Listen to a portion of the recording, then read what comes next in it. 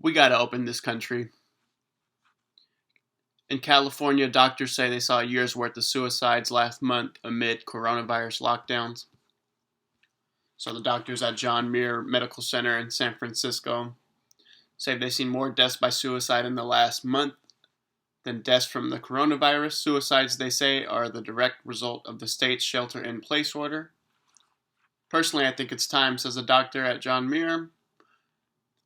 Originally, the shutdown was put in place to flatten the curve and to make sure hospitals have the resources to take care of COVID patients. We have the current resources, and the other community health is suffering. As businesses fail, jobs are lost, people become isolated, and access to mental health services is more difficult. We're seeing a rise in suicide attempts. Here's a quote: "We've never seen numbers like this in such a short period of time." I mean, we've seen a year's worth of suicide attempts in the last 4 weeks. We've seen this in the past before with recessions and downtimes in the markets and people losing jobs and businesses. People get depressed. They start drinking more. They start becoming, their domestic violence rises. Drug use goes up. And even in this article, they say the executive director of the National Suicide Prevention Hotline says individuals prone to suicide attempts during the lockdown have been very receptive to mental health resources, perhaps more so than patients that typically contact the hotline in times of crisis. So that tells me there's a lot of people struggling that usually don't. There's a certain pride that humans take in their work and earning income, earning independence. And when you just hand out money to people and say they can't do anything, well, they kind of lose that drive. Here's a quote from the hotline.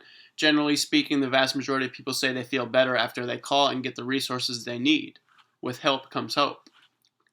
Another quote: "I think people have found themselves disconnected from the normal supportive networks that they have. Churches and schools and book clubs, you name it.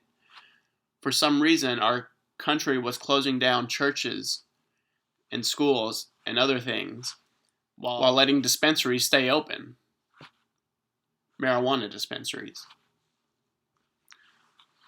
So, the past couple months, we've talked about this battle between health experts and health so-called experts and the economist side of things, the so-called experts.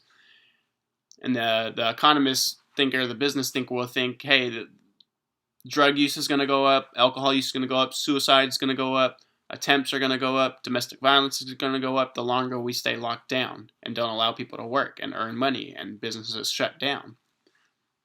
Then there's the so-called health experts saying, we need to shut everything down until we have a vaccine. We can't even do handshakes anymore. We can't even stay 3 feet within each other. We need to wear a mask everywhere we go. So there's this battle, and there's no perfect answer to any of this. But I think it's time to open up the country,